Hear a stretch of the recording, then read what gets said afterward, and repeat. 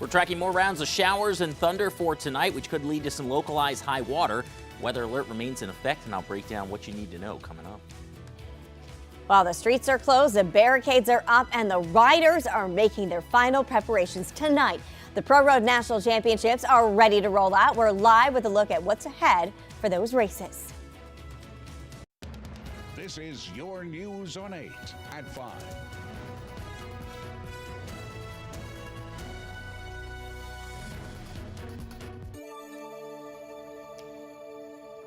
Good evening, and thanks so much for joining us. Our top story tonight is weather, because I know some areas got hit pretty hard with those storms earlier today, Doug. Yeah, we've been watching it all day, too. Yeah, I've been watching it all day because it's not quite going away. Now, the worst of it does look like it is past because we haven't seen the atmosphere really recover. Instead of 80s right now, we're sitting in the 60s and 70s. So it's cooler out there. It's muggy, but we don't have the kind of instability that we had here going into last night.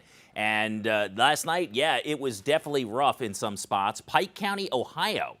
This was up just west of Piketon, around Elm Grove, Ohio. And take a look at the trees here. They are completely snapped off. This is almost certainly a tornado. It looked like it on radar. It was confirmed on radar as a tornado. Now, the National Weather Service in Wilmington, they had to cover a bunch of other sites and inspect that for tornado damage today, so they didn't get a chance to get out to Pike County. They'll probably go tomorrow, and so we'll find out the intensity of this. But there was a major damage up there just west of Piketon, Ohio. But a lot of other spots, at least straight line wind damage here. A lot of trees down, a lot of power outages. We've gotten some of that power restored, and hopefully that will continue to be the case into tonight. Tonight, the main focus is for some localized high water. We have a flood watch in effect for the counties in green. That's basically areas just south of Huntington and Charleston, the coal fields of Kentucky and West Virginia.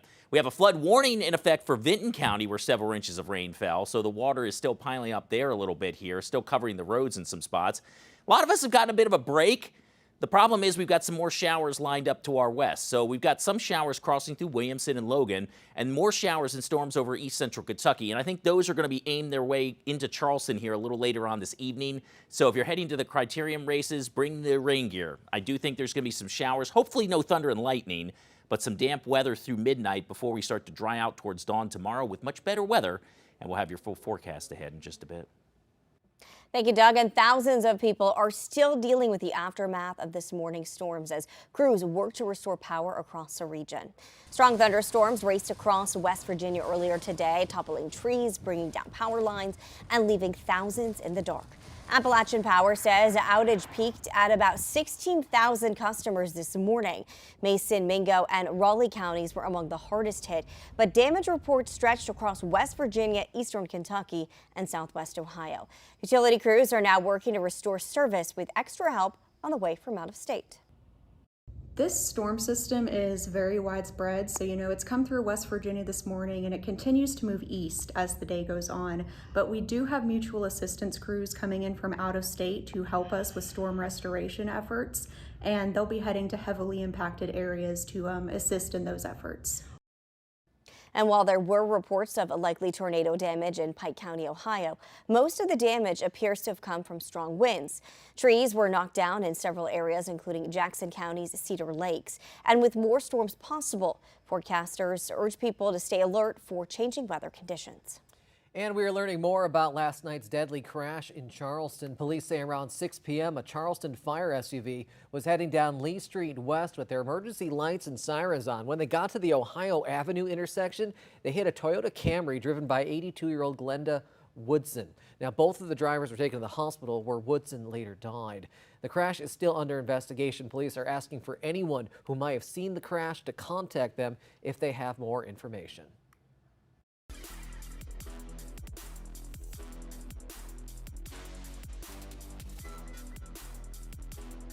And the Pro Road National Championships continue tonight. They're bringing out those elite cyclists, live entertainment, another round of road closures, too, to the capital city. And they're hitting speeds of more than 30 miles an hour through the streets of downtown Charleston with thousands of fans lining the course. And right now, the Criterium course is where much of that action is happening. And, of course, that's where we find 8 reporter Bailey Tucker, who is smack dab in the middle of it. Bailey, how's it going so far?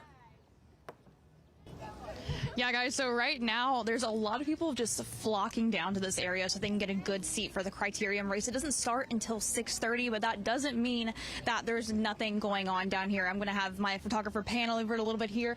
We see some bikers, well, not anymore, but we saw some bikers warming up. We see all kinds of restaurants have their stuff set up. There's music going on behind us. But just to give a little bit of background on these races, criterium racing, or crit for short, is a mass start multi-lap event that takes place on a closed course. They're fast-paced, the action is happening right in front of you, and it's one of the most exciting events for spectators. And it just so happens the criterium is centered around the POTA, where fans can have their open alcoholic beverages ready and armed to sip while enjoying the races. Okay, last night it was really great for business. I mean, from the beginning to the end, we were full. They loved sitting on the patio watching the events. It's great for business. All the businesses in Charleston are really prospering for it. Tonight's race is featuring the elite riders, so fans are really looking forward to seeing some of the top cyclists come out and quite literally put the pedal to the metal here on the streets of Charleston. Now we'll have more coverage for you once these races do start, but for now, reporting live in Charleston, Bailey Tucker on 8.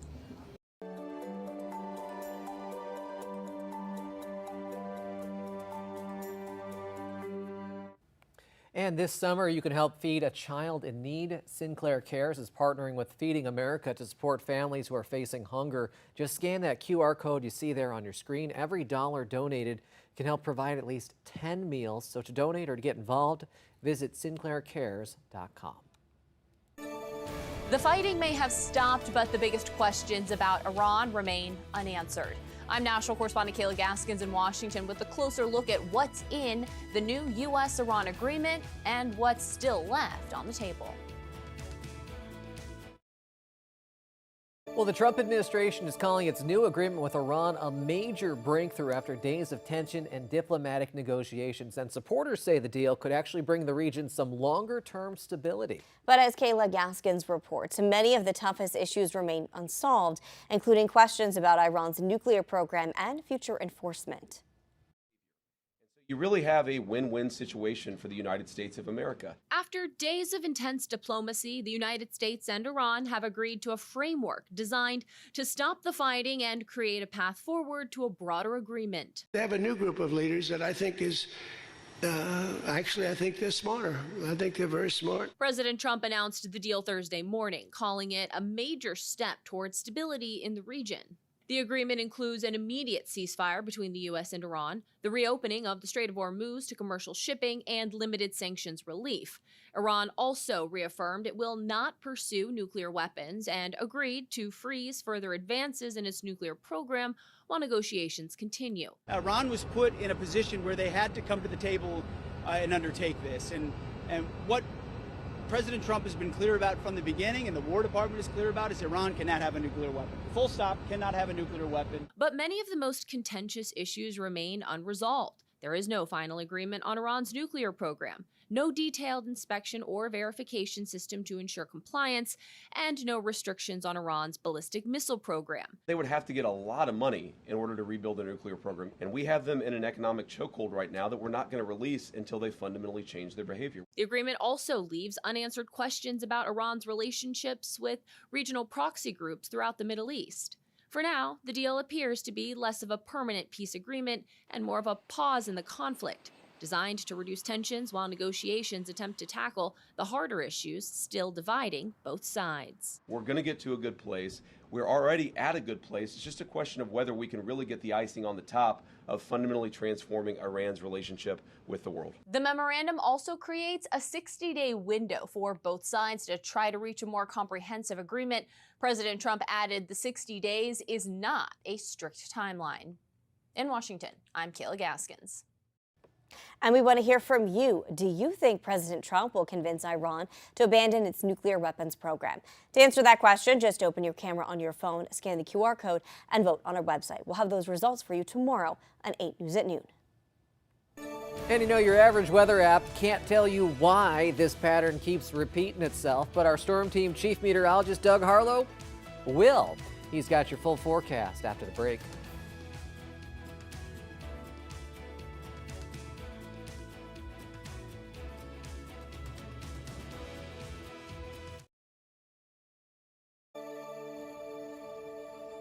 Well, it was so nice and calm last evening, but boy, it got very active late last night and early this morning. These were all storm reports, and most of these dots here are indicating wind damage, particularly tree damage.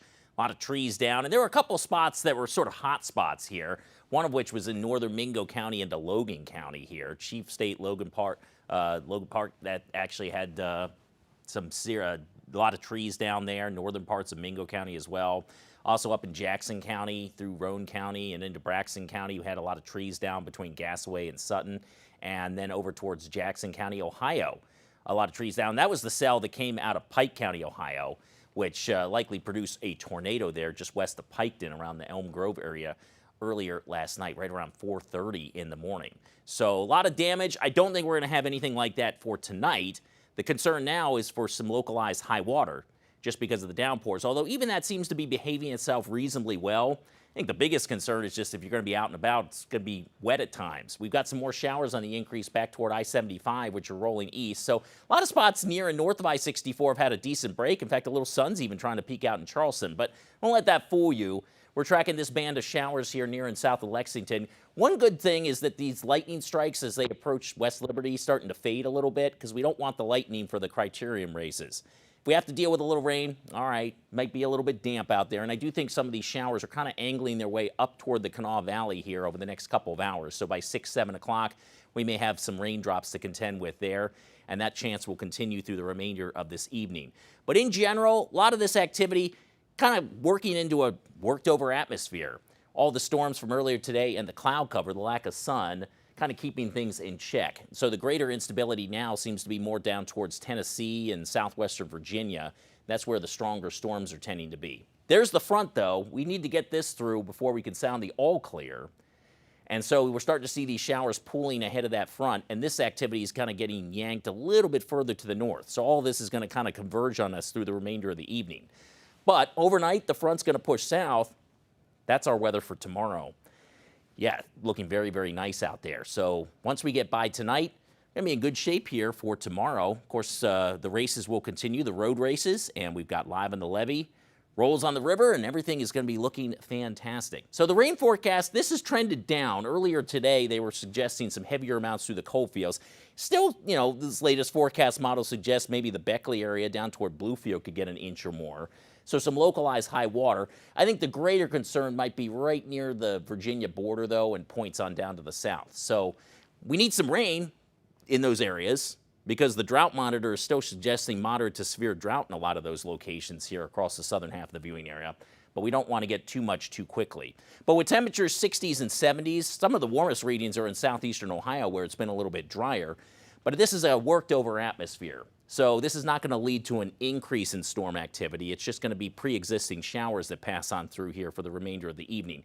And there's the actual front. There'll likely be a line of some showers and maybe a clap of thunder right about 10, 11 o'clock crossing Huntington through Charleston.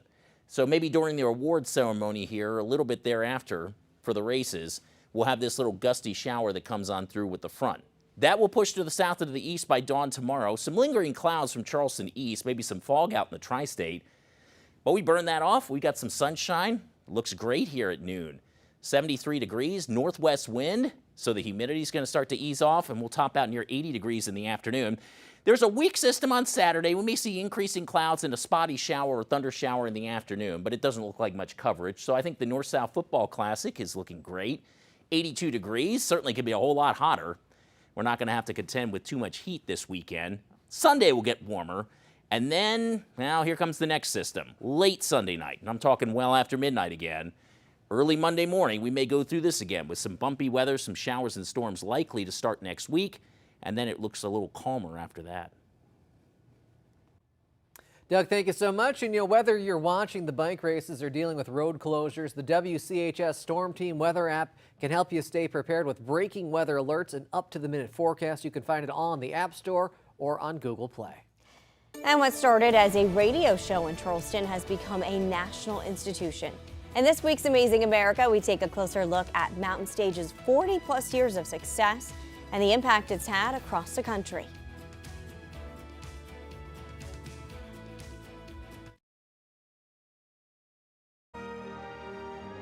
Amazing America 250 is sponsored by Balance of Nature. Well, the Mountain Stage is an award-winning public radio program that has operated right here in Charleston for more than 40 years. And for this edition of Amazing America 250, we take a deep dive into what makes the show so special and how it's achieved such great success. Take a look. Whether you can catch it live or are listening in on the radio, in the 2 hours of every Mountain Stage show, you'll likely hear something that sticks with you well after it's over, as the experience of creating it has stuck with former host and co-founder Larry Gross. We didn't really have proper equipment or we had no experience in doing a show like this. They had experience doing other kinds of shows, but not this kind of show. But we saw, we were kind of naive and said, yeah, let's dive in the deep end and see if we can do it. And those guys wanted it to be a statewide show, but I'd already had a hit song on the radio, it was national, so I said, look, humor me, let's say this is going to be a national show. 26 shows later, NPR picked us up and began to distribute us, so it happened relatively quickly. And that national status has attracted many artists you're sure to recognize, including the rock and roll band REM, whose Mountain Stage performance launched the show into a whole new playing field. One of the turning points of the show's history was definitely when REM came on the show in 1991. That was a big landmark for our show, and it put us on the map to a lot of people, largely because REM didn't do any other performances other than MTV Unplugged, Saturday Night Live, and Mountain Stage. And so the fact that they weren't touring properly in that time period just showed the spotlight on Mountain Stage as one of those upper echelon shows that REM wanted to do. After that, I think my predecessor, Andy, he always said that artists started calling us after that. Everybody wanted to be on Mountain Stage because REM had been on Mountain Stage. And with that explosion of popularity, Mountain Stage aims to give young artists a platform to reach many audiences from one stage, with West Virginia native John R. Miller having experienced that exposure many times. I played with a string band called the Fox Hunt out of the eastern panhandle of the state, and I'm not really sure how we managed to get here, but somehow we got on Mountain Stage 08 or 09. That's where we first met Adam Harris and Larry Gross and the whole crew, It's been such a fun thing. Every time I've gotten to come back, I think this is maybe my 7th or 8th time getting to be here now. And I've been here with different bands, sometimes playing for other people.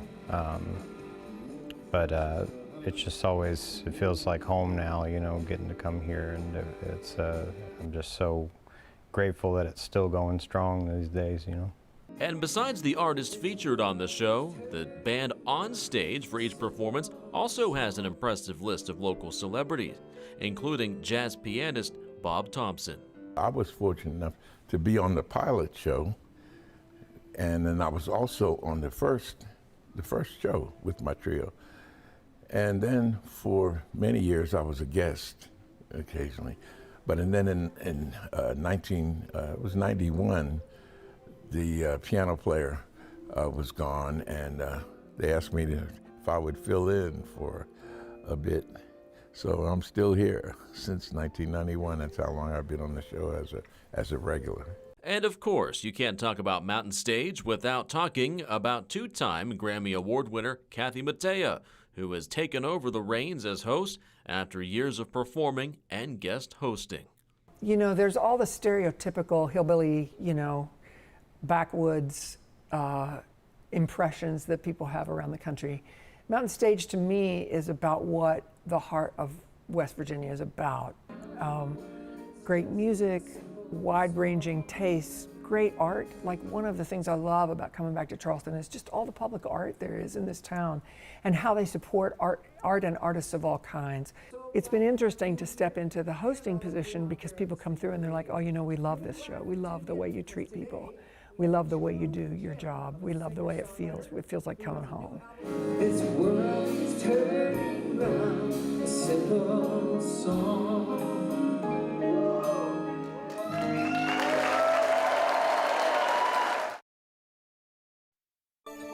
Well, the future of education in Martin County is taking shape. A new school will bring students from Inez and Warfield together under one roof. Next at 5:30, what's driving the decision and the price tag behind it.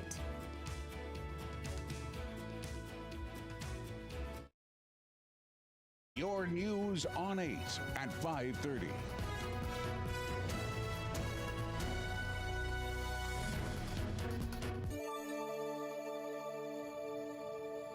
Well, it was a very active night and early morning out there. We were tracking that line of storms out of western Ohio and Kentucky and Indiana, and it weakened some, but not a lot. And it had some pockets of very strong winds. No reports officially of a tornado around here. The National Weather Service out of Charleston did confirm a straight line wind burst up in Upshur County. They estimated winds of about 100 miles an hour there, with a lot of tree damage. That was in Upshur County. But we had pockets of very strong wind gusts, at least 60 miles an hour, portions of Logan, Mingo counties, also in Roane, Jackson, Mason counties as well. That's where we saw some of the highest outages. Crews are doing a great job getting a lot of that restored, but probably will be until tomorrow before we can get everybody back online, or at least most folks. But right now, along I-64, it's not bad. In fact, even a little sun trying to peek through with temps only in the 70s, and that's good news. We're not in the 80s. So the atmosphere hasn't really had a chance to recharge. We do have a flood watch in effect for the coal fields through 2 o'clock in the morning. But right now, the biggest downpours are focusing more across Virginia and Tennessee, where the greater instability is. Nonetheless, we do have showers. And even with that break around Charleston, Huntington right now, there's a few showers lining up across east central Kentucky. And I think some of those may try to take aim at the Kanawha Valley as the evening goes on. So, of course, we've got the criterium races set for just about an hour from now. Bring the rain gear. I do think it could rain at times. It won't rain the entire time, but it could get a little bit damp on the track. Then through 11 o'clock, there'll be a little gusty shower that comes through with a cold front, and then we'll start drying out. Much better weather expected tomorrow, and I'll have your full forecast ahead in just a bit.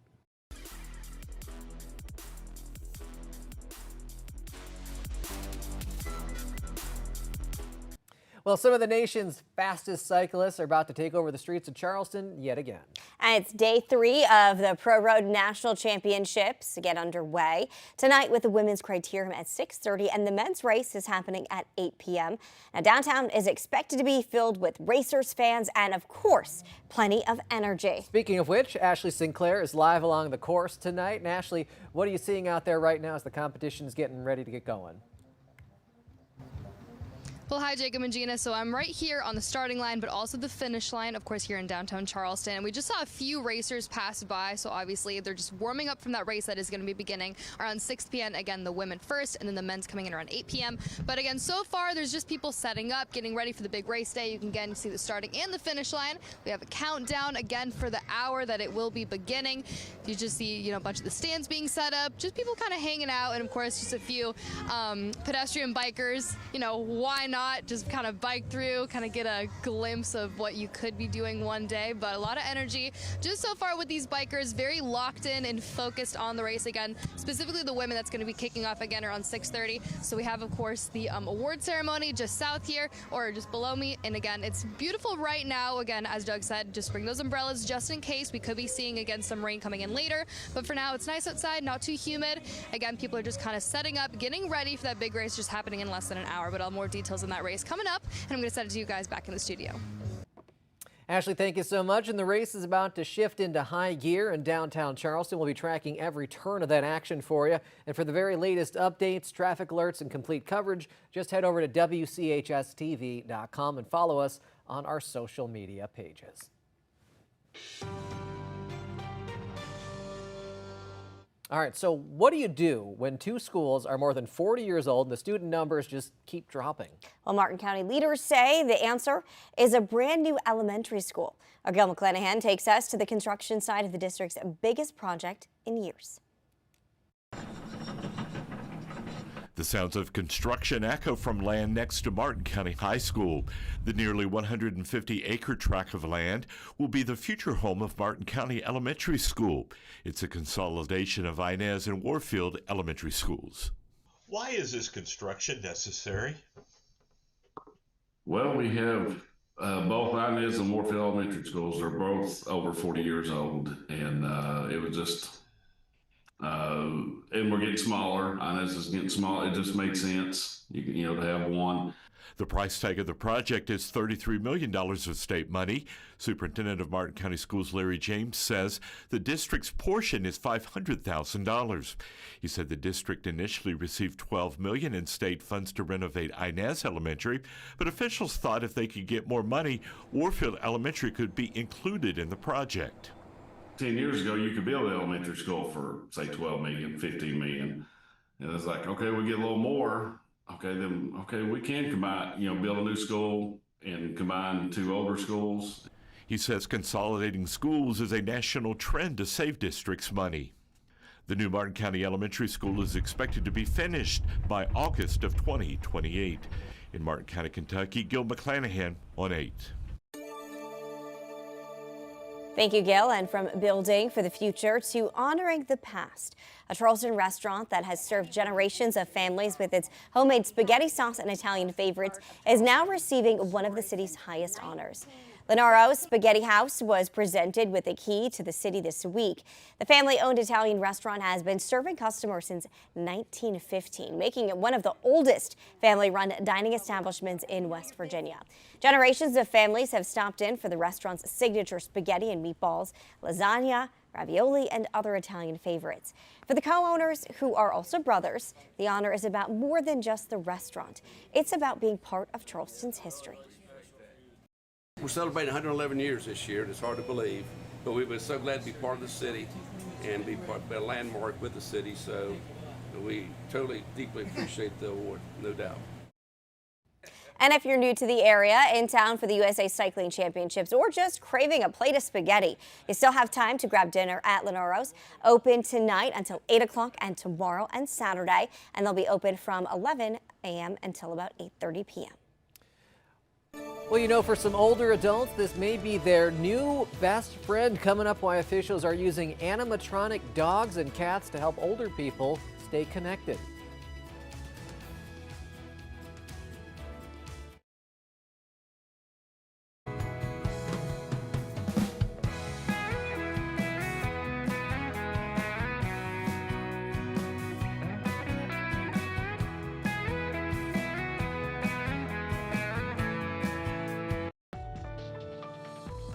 Really enjoying that music there for a second, but can a robot dog help you save a life? Well, New York officials are now turning to animatronic pets to combat loneliness among older adults. In today's Health Watch, Laura Bryan from our sister station shows us why these high-tech companions may be making a real difference. Oh, she's beautiful. She's just beautiful. This is one of the many animatronic pets that the State Office for the Aging has been handing out to New Yorkers for years now. A small token that can make a big difference when it comes to loneliness. We measured people for over a year, found a 75% reduction in loneliness, isolation, depression, and pain. Greg Olson got the idea for these so-called pets back in 2018, shortly after a loneliness study came out that found loneliness in older populations can lead to depression, anxiety, and dementia. And it can cost Medicare more than $7 billion to treat. Just after this study came out, his daughter had bought a robotic pet like this online. I said to her, Anya, this is going to be a great thing to try with some of our lonely and isolated older adults. Greg bought 30 animatronic dogs and 30 cats and started handing them out. Since then, the State Office for Aging has given out more than 38,000 pets in New York, and they recently gave out this one. We're so excited that you are the recipient of our $750,000. Thank you very much. The 750,000th in the world. This was in Rockland County. But we did wonder. Now, how do you measure loneliness? There's lots of evidence-based scales. So again, an evidence-based question elicits a positive research-oriented type of response. And so what we did is we did a measurement prior to adoption, so prior to me handing one over, 3 months, 6 months, and 12 months. That's where they saw a 75% reduction in loneliness, signaling that sometimes tech is not the enemy when it comes to loneliness. We'll always do the face-to-face type of things to interact with people, but where tech is so exciting is that it really does fill a need and a gap in a variety of different ways. Well, if you've got outdoor plans this weekend, you'll want to see this forecast. Doug Harlow is going to break down the best day to get outside.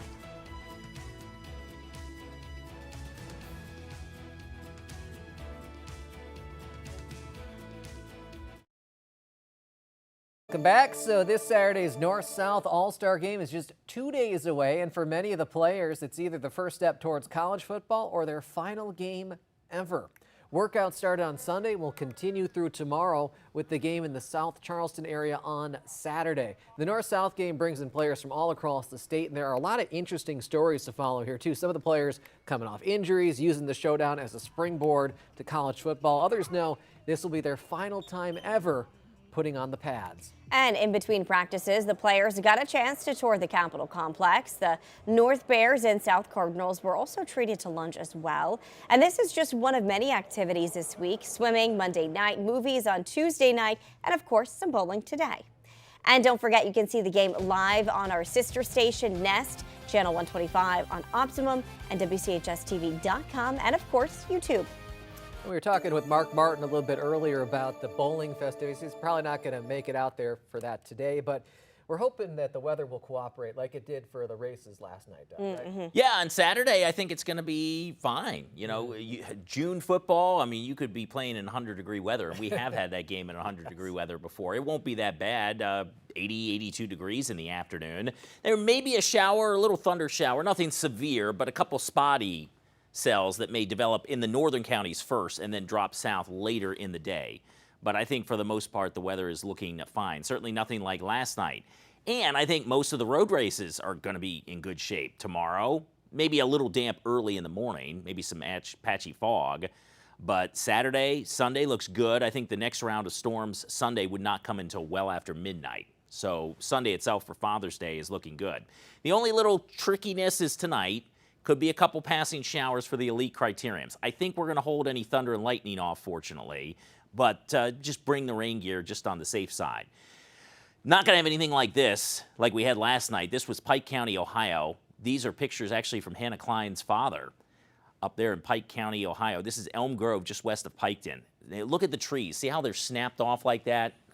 That's a tornado. Now, the National Weather Service out of Wilmington is going to go survey this. They had other storms they had to survey first. They're going to go out there tomorrow, but they'll determine the strength of that. But that was a powerful storm. Brandon Stover was tracking that this morning, and on radar, you could see telltale signatures of a tornado. Meanwhile, in Upshur County, National Weather Service out of Charleston just confirmed a microburst. Estimated winds of 100 miles an hour in parts of Upshur County. A lot of trees down there. And this is how it was. These pockets of very strong wind gusts here causing a lot of tree damage. We had that across Mingo and Logan counties. Also Mason, Jackson, Roane, parts of Braxton counties. These were kind of a couple of hot spots out there. We've had flooding up in Vinton County. Still some high water with some road closures up there. Had several inches of rain, kind of just trained around the same spots. And then, of course, we had that likely tornado up in Pike County, Ohio, as well. We're not going to see anything like that tonight. I think, if anything, may have to watch the coal field, especially southeastern Kentucky, for some localized high water cropping up, because we still got a few downpours to get through down there. Huntington, Charleston, not looking bad for now. There's a little shower passing Wayne, though. Nothing crazy. That's heading towards Hamlin. That might sneak its way into Charleston a little bit after 6. And there's a little bit more where that came from. And here's this activity here. We're fortunately seeing a diminishment of the lightning as it gets closer to us. But these showers themselves, I think, will sneak up through the Kanawha Valley at times throughout the evening hours. So just best to bring the umbrella. I think the heavier downpours would tend to focus here in southeastern Kentucky counties. So Floyd, Pike counties in particular might keep an eye on the streams and creeks. Fortunately, we're getting a little break there right now. And we still need a lot of rain down there, too, given the drought. But here's the front lining up to our north near I-70, pushing south. So this moisture is kind of drifting north. It's a little bit of a squeeze play right now. But eventually this front's going to win out, push this moisture to the south by dawn tomorrow. And there's Friday's weather. Behind this front, it looks great around Indianapolis and Columbus today. That's going to be our weather for tomorrow. So it's 60s and 70s. The atmosphere very worked over. If we were in the 80s, I'd be concerned about another round of severe storms. But we just don't have that energy anymore, although we do have the humidity. So we're going to continue with those showers. Maybe a couple of rumbles of thunder in the coal fields. And here's the actual front approaching around 11 o'clock. So that could be a shower coming through. Hopefully we can get the award ceremony in Charleston before that arrives. That pushes through the overnight. Showers are basically gone by dawn with early clouds giving way to sun. About 73 at noon. We'll max out just about 80 degrees with a northwesterly breeze. And then into Saturday, gets a little bit warmer for the afternoon. And there is a disturbance coming out of the northwest. So that could produce a spotty shower or thunder shower later in the afternoon or evening on Saturday, but it looks very sparse in terms of coverage. And I think Father's Day Sunday, we're going to heat up into the upper 80s ahead of the next system. That arrives late Sunday night and Monday, and that's our next weather alert. Yeah, Monday could be bumpy, and it could be another morning round of storms potentially. We'll see about the timing. It's still several days off.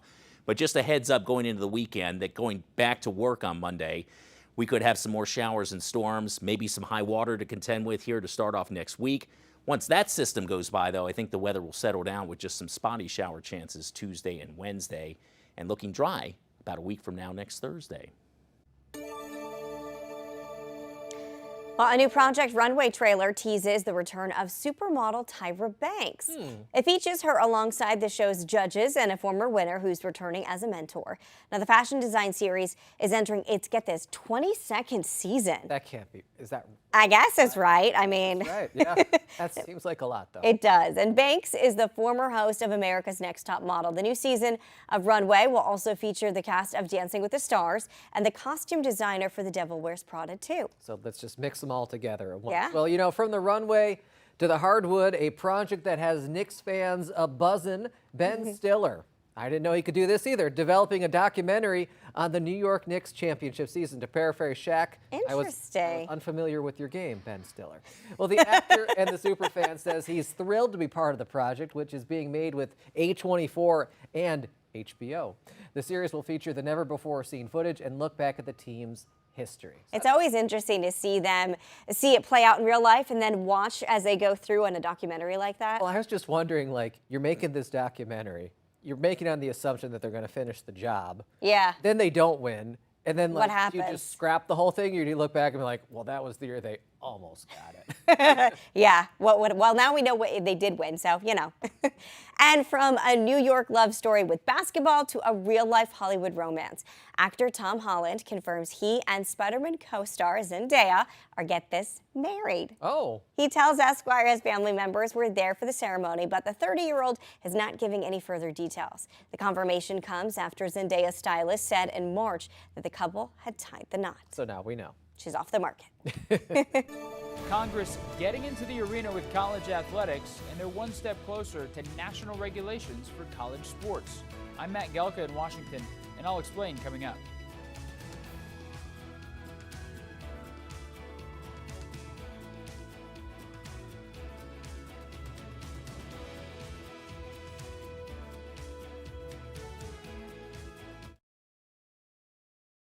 The future of college sports might soon be decided in Washington. A Senate committee has now advanced the Protect College Sports Act, a bill that could mean impacting on NIL deals, athlete transfers, even eligibility at schools like West Virginia and Marshall. Matt Gelka has more from Washington.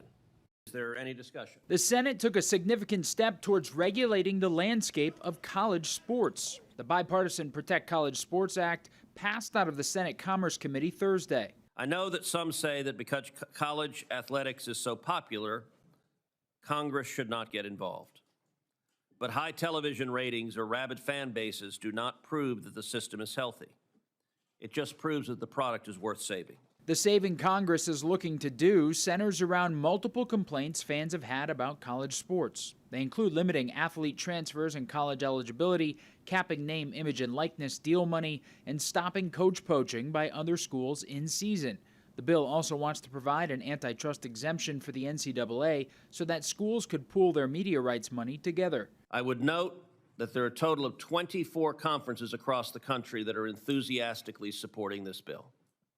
The NFL is supporting this bill. The NBA is supporting this bill. Major League Baseball is supporting this bill. NCAA President Charlie Baker also voiced support, writing on X, "Every sports league needs rules, and there are certain challenges to NCAA rules that only Congress can address." But the top two power conferences, the SEC and Big Ten, are still opposed, feeling they'd be unfairly targeted by provisions in the bill. Alabama Senator and former college football coach Tommy Tuberville said this week the bill goes overboard. Unfortunately, it gets too deep into the businesses of universities, conferences, athletic departments while doing far too little to give the student athlete the stability and clarity that actually they need. The bill passed the committee 19-9 with bipartisan support. What we did today is say we are not going to let the most powerful, richest conferences dictate to the rest of America what's going to happen to 500,000 athletes. The next stop would be a full vote from the Senate. Whether or not it gets to that point is up to Senate Majority Leader John Thune, and changes can still be made to the bill. Reporting in Washington, I'm Matt Gelka.